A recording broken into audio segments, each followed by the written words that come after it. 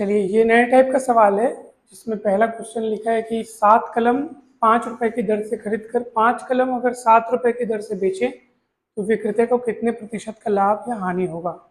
मतलब लाभ होगा, ठीक है, कितने प्रतिशत का लाभ होगा। और ये आपके सामने ऑप्शंस हैं। तो कैसे बनेगा इस टाइप का सवाल, देखते हैं। देखो, इन सवालों को बनाने के कई तरीके हैं, तो हम सभी तरीकों को देखेंगे, फिर उसमें से आपको जो तरीका सरल लगेगा आप उस तरीके को फॉलो करना। सबसे पहले हम एक काम करते हैं। देखो, यहाँ पे 7 कलम 5 रुपए की दर से खरीदा, यानी 5-5 रुपए में 7-7 कलम के हिसाब से वो खरीदा। और 5 कलम 7 रुपए की दर से, यानी कि 5-5 कलम को 7-7 रुपए की दर से वो बेचता है, तो लाभ या हानि कितना होगा। तो हम एक एक कलम के लिए क्रय मूल्य और विक्रय मूल्य ज्ञात करते हैं, फिर हमसे जल्दी बन जाएगा, ठीक है। तो देखो तो जरा, 7 कलम खरीदता है कितने रुपए में, 5 रुपए में खरीदता है, तो एक कलम कितने में खरीदेगा। एक कलम का क्रय मूल्य बताइए, क्रय मूल्य। तो देखो, ये 7 कलम था, अभी क्या हो गया, तो 7 से 1 हो गया, मतलब 7 पलट के नीचे गया ना भाई। समझ में आया कि नहीं है। देखो, 7 कलम खरीदता है 5 रुपया में, तो एक कलम कितने में खरीदेगा। तो इसी 7 को बटे में लाओगे, दो पक्ष समझो, एक पक्ष दो पक्ष, 7 को पक्षांतर करके नीचे ला लो। तो एक कलम कितने में खरीदेगा, 5/7 रुपए में। उसके बाद क्या बोल रहे हैं, 5 कलम को 7 रुपए के दर से बेचता है। 5 कलम बेचता है 7 रुपए की दर से, तो एक कलम का विक्रय, एक कलम कितने के दर से बेचेगा, एक कलम का विक्रय मूल्य कितना होगा बताइए। ये होगा 7/5। कैसे पता चला, 5 को बटे में लाए, तो 5 से बटे में आए तो उधर एक कलम बचेगा, ठीक है। ऐसा नहीं सोचना कि 5 को बटे में लाए तो एक क्यों बचा, इसको 5 गुणित 1 समझो आप, है ना भाई। 5 को नीचे लाए तो एक बचेगा, ऐसे। तो एक कलम का क्रय मूल्य समझ में आ गया, एक कलम का विक्रय मूल्य हो गया। दोनों में से बड़ा कौन, छोटा कौन। 5/7 बड़ा है कि 7/5 बड़ा है। 7/5 बड़ा है, इसलिए विक्रय मूल्य बड़ा होने के कारण लाभ होगा। तो लाभ कितना होगा बताओ भला। तो लाभ बराबर होगा विक्रय मूल्य माइनस क्रय मूल्य, यानी कि 7/5 माइनस 5/7। सीधे गुणा करोगे तो 7×7 = 49 और 5×5 = 25। तो 49 में 25 जाएगा तो 24 बचेगा। 24/49, सॉरी 24/35, ठीक है। इन दोनों का एलसीएम 35 आएगा ना। 7 और 5 का एलसीएम क्या आएगा, 35। 35/5 करोगे तो 7 आएगा, 7×7 = 49। और 35/7 करोगे, 35/5 करोगे तो 7 आएगा, 7×7 = 49। और 35/7 करोगे तो 5 आएगा, 5 के ऊपर जो गुना करोगे 25।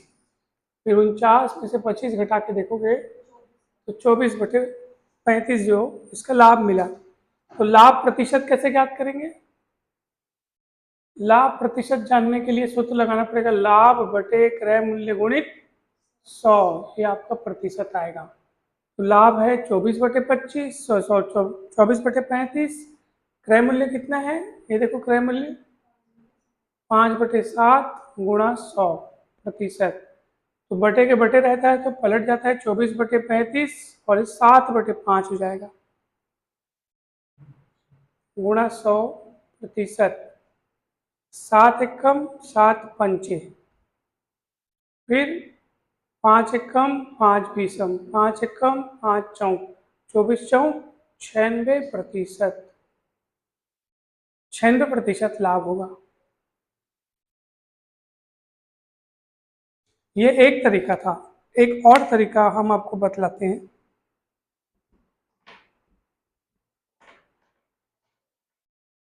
ठीक है, तो लिखेंगे कि मिटाएं हम।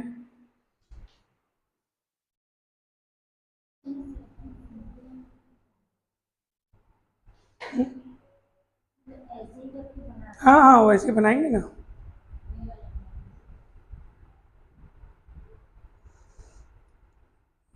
एक दो तरीका और है, उससे भी बनाते हैं।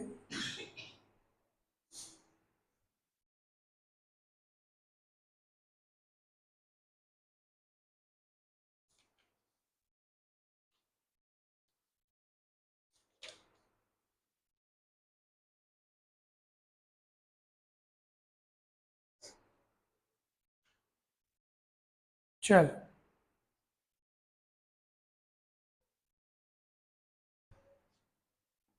अपन आगे बढ़ते हैं अब और देखते हैं हमारा इसका दूसरा तरीका क्या है।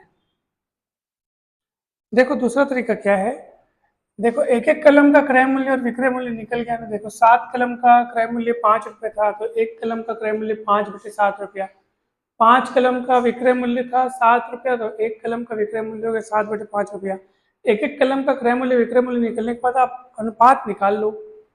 क्रय मूल्य अनुपात विक्रय मूल्य ये निकाल लो, अनुपात निकाल लो। तो क्रय मूल्य कितना है 5/7, विक्रय मूल्य कितना है 7/5। ये बटे वाला चकल्ला हटाने के लिए आप क्या करो, 7 और 5 बटे बटे को देखो, बटे बटे को कितना है 7 और 5, उनका एलसीएम कितना होता है 35। अनुपात में देखो है ना भाई शीतल, 5/7 अनुपात 7/5 है। तो बटे वाले को हटाने के लिए क्या करेंगे, 7 और 5 का एलसीएम कितना होता है 35। 35 से हम पूरे को गुणा करेंगे, ठीक है। तो इसको 35 से गुणा करो, चलो 35 गुणित 5/7, फिर अनुपात 7/5 गुणित 35। 5 एकम सॉरी 7 एकम 7×5 = 35, तो 25 इधर आ जाएगा,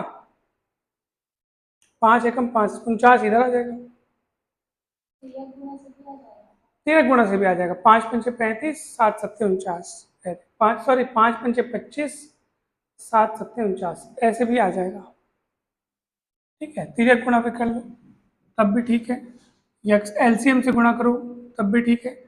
अब देखो ये अनुपात आ गया। अब देख इसके सीध में देखो ये किसका किसका अनुपात निकाले थे आप, क्रय मूल्य विक्रय मूल्य। क्रय मूल्य कितना दिख रहा है 25, विक्रय मूल्य कितना दिख रहा है 49, तो फासला कितना है देखो 24 का फासला। तो वो क्रय मूल्य और विक्रय मूल्य का जो फासला रहता है वही तो लाभ या हानि कहलाता है। तो विक्रय मूल्य बड़ा दिख रहा है, विक्रय मूल्य क्या दिख रहा है बड़ा दिख रहा है, मतलब लाभ होगा। कितने का लाभ होगा, दोनों में कितने का फासला है 24, तो 24 का लाभ हुआ। तो लाभ की मात्रा, लाभ की राशि बटे क्रय मूल्य, क्रय मूल्य कितना है 25 गुणित 100 करेंगे तो लाभ का प्रतिशत आएगा। 25 से कम 25 चौक 24 चौक 96, ऐसे भी निकाल सकते हो, ये भी सरल तरीका है। क्रय मूल्य विक्रय मूल्य का अनुपात ले लिए, अनुपात के हिसाब से फिर बहुत जल्दी निकल गया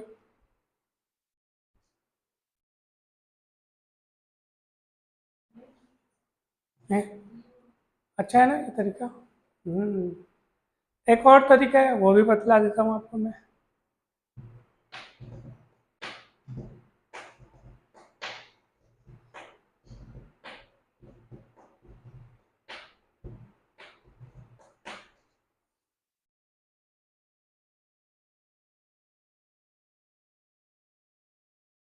चलिए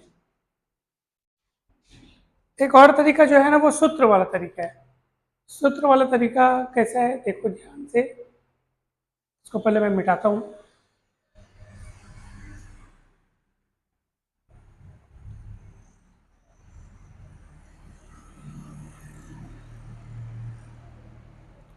सूत्र याद रखना, सूत्र विधि, सूत्र क्या है, यदि x वस्तुओं को y रुपए में खरीद कर y वस्तुओं को x रुपए में बेचें तो लाभ प्रतिशत होगा x² - y² गुणित 100%। x बड़ा होगा y से तो लाभ होगा, सीधी सी बात है। आप ज्यादा वस्तुएं कम रुपए में खरीद कर अगर अगर आप कम वस्तुएं ज्यादा रुपए में बेचोगे तो फायदा होगा, ठीक है। तो x बड़ा होगा y से तो लाभ होगा, और अगर मान लो x छोटा है y से तो हानि होगी। तो उसका सूत्र क्या होगा, ये तो पलट देना बस, नीचे वाला वही रहेगा। y अगर बड़ा हो x से तब ये सूत्र लगेगा। अब कुल मिला के आप कंफ्यूजन नहीं करना है, कोई भी एक सूत्र लगा देना। धनात्मक मान आता है, जैसे मान लो अब ये सूत्र लगा लिए, ठीक है, किसी एक को पकड़ो यही सूत्र लगा लिए। अब x को पहले रखे हो y को बाद में रखे हो, आंसर धनात्मक आता है तो समझ जाना लाभ होगा, आंसर ऋणात्मक आता है तो समझ जाना क्या होगा हानि होगा। ऐसा भी आप समझ सकते हो क्योंकि इसी को तो बस पलटे। तो ये सूत्र में भी आप मान रख के देख सकते हो। देखो तो x वस्तुओं को y रुपए में खरीद कर y वस्तुओं को x रुपए में बेचे, यानी कि देखो 7 वस्तुओं को 5 रुपए में खरीद कर 5 वस्तुओं को 7 रुपए में बेच रहे हैं। x की जगह 7 और y की जगह 5 दिख रहा है, तो मान को रख दो आप यहाँ पे 7² - 5² बटे 5²।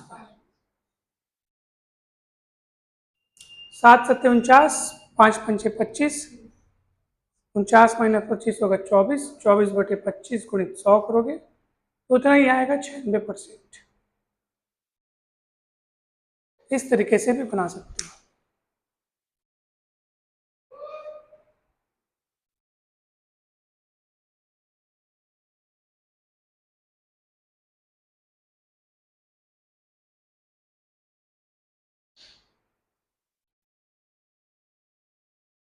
और एक और तरीका है, 3 तरीके हो गए ना, एक और तरीका है उसी सवाल को बनाने का। बेटाओ इसको, देखो वहां पे दिया है 7 कलम 5 रुपए से खरीदता है, फिर 5 कलम 7 रुपए की दर से बेचता है, तो विक्रेता को कितने % का लाभ होगा। तो हम एक काम करते हैं, 7 और 5 का एलसीएम कितना होता है 35। मान लो वह 35 कलम खरीदता है, कुल मिलाकर 35 कलम खरीदता है। 35 क्यों लिए, क्योंकि वो दोनों का एलसीएम होता है। ठीक है, 35 कलम खरीदता है वो। अब खुद बताओ, 7 कलम जो है वो 5 रुपए के रेट से खरीदता है, हर 7 कलम का 5 रुपए देता है, तो टोटल 35 कलम का कितना रुपए देगा, कोई बता सकता है? 7 कलम का कितना कितना रुपए देता है? 5 रुपया। 7 कलम 5 रुपए में खरीदा, फिर 7 कलम 5 रुपए में खरीदा, तो ऐसे 35 कलम कितने में खरीदेगा? वाह, 7 कलम अगर 5 रुपए में खरीदता है तो 35 कलम कितने में खरीदेगा? ये 7 का कितना गुना 35 है? 5 गुना, तो 5 का समझ में आया। तो ये तो कॉमन सेंस है, आप खुद सोचो ना, आप मार्केट गए, 7 कलम 5 रुपए में खरीदे, फिर 7 कलम 5 रुपए में खरीदे, फिर 7 कलम और खरीदे 5 रुपया, 35 कलम टोटल हो जाने पे आपको कितना रुपया दोगे आप दुकानदार को? मात्र 25 रुपये दोगे दीदी। ये दे, 7 कलम 5 रुपया, 7 कलम 5 रुपया, 7 कलम 5 रुपया, 7 कलम 5 रुपया, फिर 7 कलम, फिर 5 रुपया, टोटल 35 कलम 25 रुपये में नहीं खरीदोगे क्या, बताओ बोला।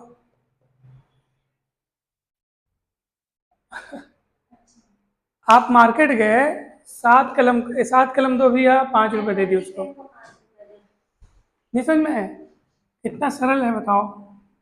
7 कलम अगर 5 रुपए में खरीदे हो तो 35 कलम कितने में खरीदोगे? ऐसे ऐसे हिसाब लगा लो, 7 कलम का अगर 5 रुपए लग रहा है तो एक कलम का कितना लगेगा, 7 को नीचे 5/7, फिर 35 कलम का कितना लगेगा, तो दोनों और 35 का गुणा कर दिए तो 25 रुपया आ गया। ठीक है, ये क्या हुआ, 35 कलम का क्रय मूल्य हो गया, 35 कलम का क्रय मूल्य। अब बेचता क्या है वो, 5 कलम 7 रुपए की दर से बेचता है। 5 कलम को, अगर दिमाग लगाओ और बताओ, दिमाग लगाओ, 5 कलम अगर 7 रुपए में बेचता है तो 35 कलम कितने में बेचेगा? तो सीधी सी बात है, 5 कलम को 7 रुपए में बेचते हैं, अब कितने का हिसाब लगाना है, 35 कलम का, तो कितना गुना है बताओ, ये 5 सत्ते, तो 7 सत्ते कर दो, 5 सत्ते हो रहा है तो इधर 7 सत्ते कर दो ना, कितना सरल है।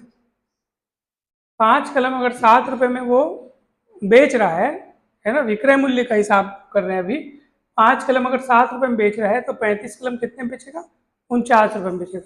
5 का 7 गुना हुआ तो 7 का 7 गुना हो जाएगा इधर भी, जैसे इधर हुआ था, 7 का 5 गुना हुआ तो 5 का भी 5 गुना हुआ। अब देखो, 35 कलम का क्रय मूल्य 25 रुपया और 35 कलम का विक्रय मूल्य कितना हुआ, 49 रुपया, तो घटाओगे तो क्या मिलेगा, लाभ मिलेगा, तो लाभ कितना होगा, 24 रुपया। 24 क्रय मूल्य करेंगे 25, ये देखो 25 गुणित 100, 96% अब भी आ गया। ये भी अच्छा सरल तरीका है।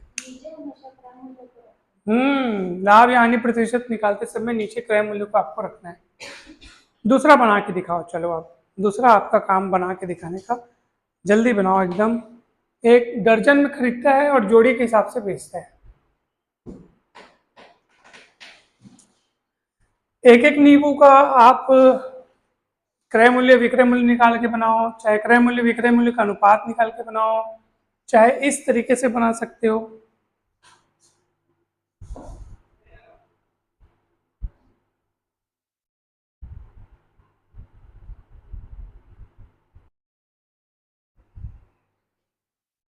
चलो एक काम करो, ऐसे भी बना सकते हो, देखो इसको, एक सब्जी विक्रेता 10 रुपए प्रति दर्जन के हिसाब से नींबू खरीदता है, यानी प्रति दर्जन मतलब 12 नींबू खरीदता है 12 नींबू का क्रय मूल्य बोलो सीधा, 12 नींबू का क्रय मूल्य कितना हो गया? 10 रुपया।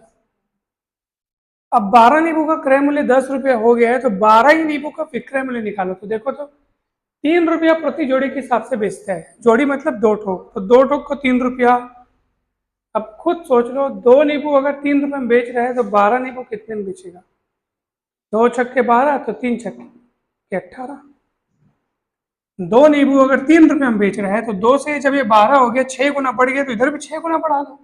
तो 2 नींबू अगर बेच रहा है कितने में? 3 रुपया में, तो 12 नींबू कितने में बेचेगा? 18 रुपया में। इसका अर्थ क्या है बताओ? कि 12 नींबू का विक्रय मूल्य कितना हो गया? 18 रुपये।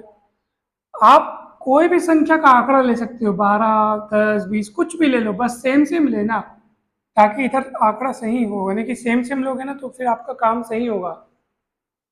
अब सीधी सी बात है, विक्रय मूल्य बड़ा है, क्रय मूल्य छोटा है, तो कितना होगा? लाभ होगा। लाभ कितना होगा? 8 रुपये का लाभ दिख रहा है हमको, 1 दर्जन के हिसाब से देखेंगे अगर तो, है ना भाई?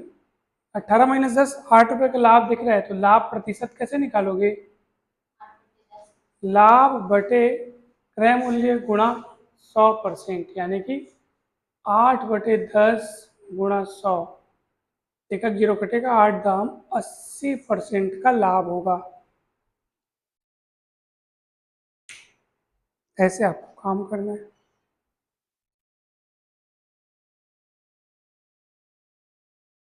ठीक है। अब और दूसरा तरीका क्या है? एक एक नींबू के हिसाब से भी आप निकाल सकते हैं। एक एक नींबू के हिसाब से देखो, एक एक नींबू के हिसाब से अगर निकालेंगे तो क्या होगा? 12 नींबू का क्रय मूल्य 10 रुपया है, तो एक नींबू का क्रय मूल्य बताओ कितना होगा? एक नींबू का क्रय मूल्य 10/12। आप चाहो तो इसको सरल कर सकते हो, 2 से जाएगा ये, 2 × 5 = 10, 2 छक्के 12। ये एक नींबू का क्रय मूल्य हुआ। अच्छा, अब एक नींबू का विक्रय मूल्य निकालेंगे, तो बेचता किस हिसाब से? 3 रुपये जोड़ी के हिसाब से बेचता है। तो 3 रुपये जोड़ी के हिसाब से बेचता है, मतलब दो नींबू का विक्रय मूल्य कितना रुपया करता है वो? हाँ, 2 नींबू का विक्रय मूल्य 3 रुपया रखता है, तो एक नींबू का विक्रय मूल्य हो गया 1.5 रुपया, यानी कि 3/2 रुपया। अब चाहो तो आप अनुपात निकाल के बना सकते हो, ठीक है। अनुपात क्या होगा बताओ? कॉस्ट प्राइस अनुपात सेलिंग प्राइस। कॉस्ट प्राइस कितना है? 5/6। सेलिंग प्राइस कितना है? 3/2। अब देखो, सरल रूप में बदलने के लिए पहले अपन क्या किए थे? आप बोले थे तिर्यक गुणा कर दो, ठीक है। लेकिन याद रखना एक बात, यहाँ पे हरों में पहले देख लेना क्या क्या है। 6 है और यहाँ क्या है? 2।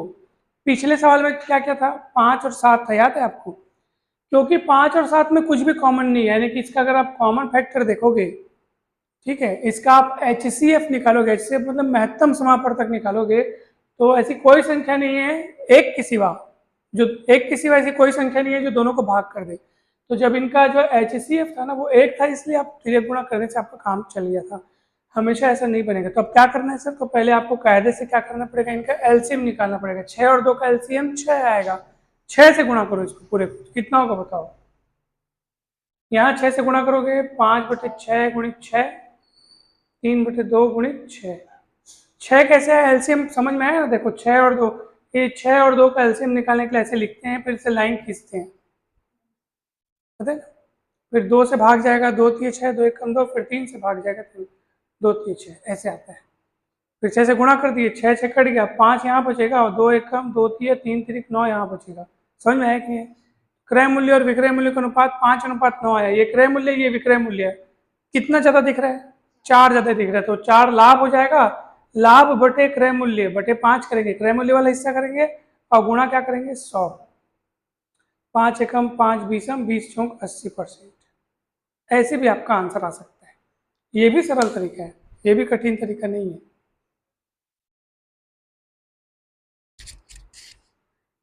तो इस टाइप के सवाल भी हो गए।